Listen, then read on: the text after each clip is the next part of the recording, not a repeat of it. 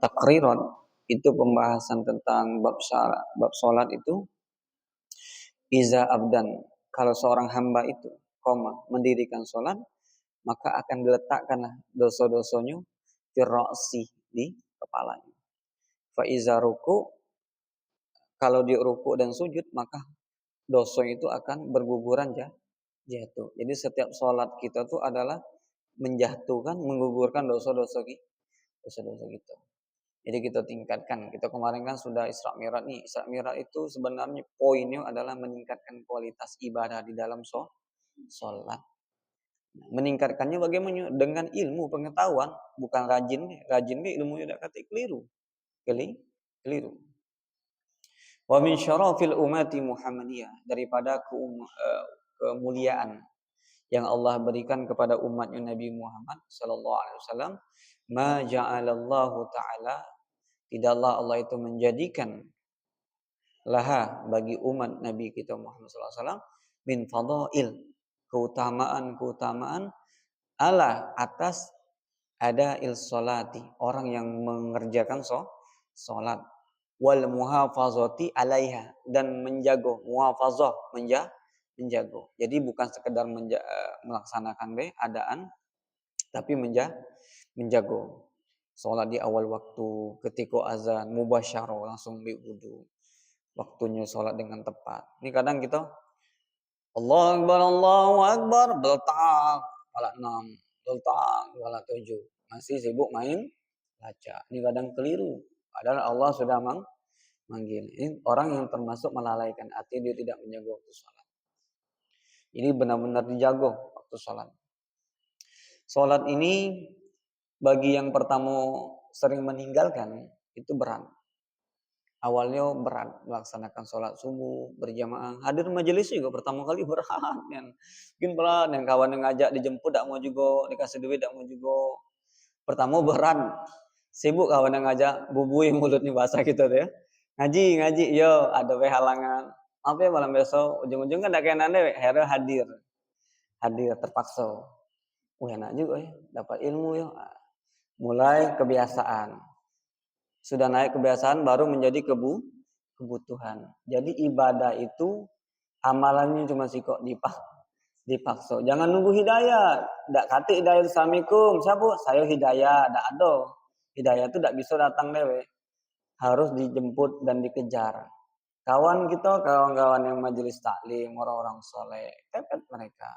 Agar kita tidak jauh daripada Allah. Famin zalika, dari demikian ini, anna salata, sesungguhnya salat itu tukafirul khotoya, yaitu penghapus daripada khotoya, kesalahan. Karena al-insanu mahalul khata. Manusia itu tempatnya salah dan lupa. Kita nih tiap kali salah, lisan kadang menggibah, lisan kadang mencaci maki, sumpah serapah. Kuping mendengarkan hal-hal yang tidak-tidak, mata memandang yang haram. Setiap hari itu selalu salah. Belum lagi lintasan hati yang kadang suuzon sama orang, buruk sangka sama orang. Belum lagi hati kita kadang ujub, merasa bangga, merasa sudah ahli ibadah, merasa udah paling soleh. Dosa ini. Sombong dalam hati, sombong. Dosa. Banyak lintasan-lintasan yang membuat jadi dosa. Produksi dosa. Nah, sholat ini salah satu tukafirul khotoya, penghapus daripada kesalahan. Jadi semangat dalam ibadah, terutama keluarga kita, istri, sholat, anak diperintahkan sholat, karena bagi laki-laki ini seorang pemimpin nanti akan dipinta pertanggungjawaban atas yang dipimpin. Jadi berat. Wa aqimus sholati, sesungguhnya dirikanlah sholat, tarafa, di waktu petang, waktu pagi, nahar, waktu siang, wa zulafan, di waktu sore atau permulaan minal laili, permulaan daripada malam. Jadi jangan tinggalkan sholat subuh, sholat zuhur, sholat asar, sholat maghrib, sholat isya. Jadi benar-benar dijaga. Kita ini hidup hanya sesaat. lelah-lelah sedikit, capek-capek sedikit tidak apa-apa. Dunia ini sifatnya sementara waktu. Duduk begitu capek juga, baring begitu capek juga. Jadi teruslah ibadah. Capek dah memang capek. Lah isya pula, ya subuh lagi, zuhur lagi, ya itulah aktivitas. Apalagi alamatus sya'ah. Ciri-ciri kiamat itu semakin dekat, waktu itu akan terasa cepat. 1 hari bagaikan 1 jam. Seminggu bagaikan sehari. 1 bulan bagaikan 1 minggu. Setahun bagaikan sebulan. Sekarang kita udah merasa gak waktu cepat? Terasa kan? Baru duduk dari pagi lah duduk lagi sore. Terus ini salah satu alamatus sya'ah. Tanda-tanda kiamat itu udah dekat.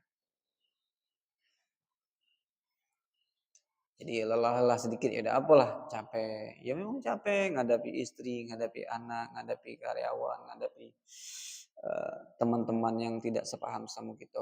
Disinilah kita butuh ilmu. Ngadapi A kita harus jadi A, ngadapi B kita harus jadi B. Tidak bisa kita menghadapi sesuatu dengan diri kita sendiri, nanti kacau. Ikut menjadi hawa nafsu. Itu butuhnya ilmu. Innal hasanati, sesungguhnya kebaikan itu, perbuatan baik itu, sesungguhnya perbuatan baik yushibna sayi'ah, bisa menghilangkan daripada kejelekan. Jadi jangan anggap enteng perbuatan baik. Duduknya majelis ilmu ini jangan dianggap sepele. Kata ulama, orang yang duduk di dalam majelis ilmu seperti ini, dia akan mendapatkan istifadah atau manfaatnya ketika indal sakaratul maut. Ketika sakaratul maut Allah mudahkan orang yang duduk di majelis ilmu.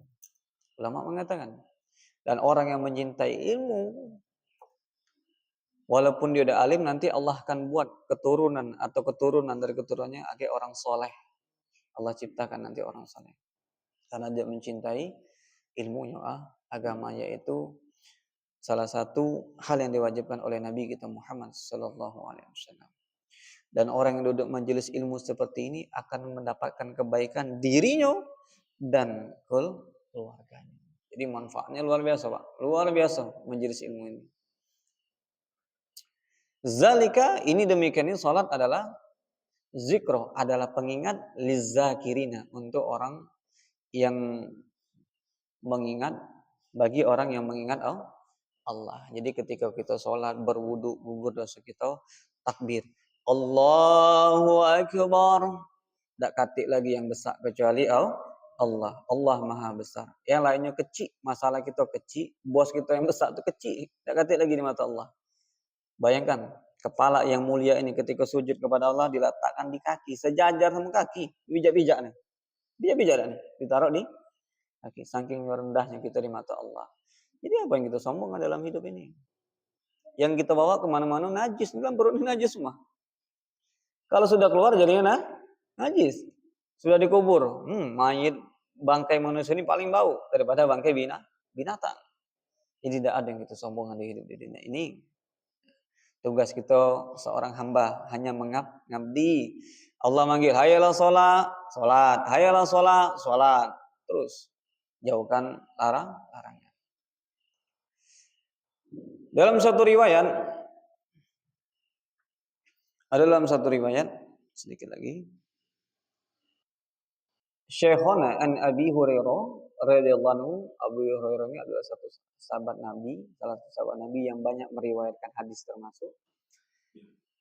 Beliau mengatakan, syami'tu Rasulullah, aku mau mendengar Rasulullah bersabda, arraitum, apakah kalian melihat, lau anna naharon, seandainya kalian melihat di depan bibabin, depan pintu ahadikum, pintu kalian, ada sungai. Nahar itu sungai. Kalau kita buka pintu, seandainya depan rumah kita tuh ada sungai ngalir tiap hari. Yaktasilu fihi, dan engkau mandi di situ, di dalam air tersebut, kulli yaumin khamsa marrah, sehari 5 kali. Mandi, setiap buka pintu mandi 5 kali sehari. Marrah itu sekali, khamsa itu 5. Hal yabqa min daranihi syai'in, kata Nabi, apakah bersisa tak daripada kotor-kotoran di badanmu kalau engkau mandi sehari 5 kali? Qalu, mereka para sahabat menjawab, la yabqa minal darani, tidak ya Rasulullah, tentu tidak ada bersisa. Yaitu wasyihi syai'un, kotorannya pun tidak akan bersisa ya Rasulullah. Faqala, maka Nabi menjawab, Fakadzalika, maka demikian itu jugalah masalus sholati khamsi. Begitu jugalah salat lima waktu. Setiap kita salat itu adalah penggugur dosa, murni lagi kita menjadi dapat balik nol lagi. Karena yamhullahu, Allah menghapus bihina dengan salat tersebut khotoya, kesalahan. Tapi sagair, dosa-dosa kecil. Kalau dosa taubat di dalam kitab kita kaji di Mujahidin Riyadhus Shalihin, itu syarat taubat itu ada beberapa. Salah satunya menyesal, kedua tidak mengulangi lagi, ketiga kalau dia punya kaitan sama Bani Adam harus dilunaskan. Maling handphone tidak cukup taubat, maling handphone kawan, balikin dulu atau minta ridhonya dia. Nah, jadi makanya kalau buat salah sama Allah itu mudah diampunkan. Kalau buat salah sama manusia ini yang paling sulit. Mereka selalu mengingat makhluk itu terhadap makhluk. Kalau kita berbuat baik 100 kali, sekali kita buat jelek, habis runtuh kebaikan kita di mata manusia. Tapi sebaliknya, di mata Allah, 1000 kita buat kejahatan, kejelekan, sekali kita minta maaf, kebaikan terhapus yang 99. Nah, makanya bermuamalah lah dengan makhluk baik. Karena susah kalau kita minta maafnya sama manusia. Tapi tugas kita cuma minta maaf. Terserah dia maafkan, tidak mau maafkan atau tidak, urusan dia sama Allah. Tugas kita yang penting cuma minta maaf.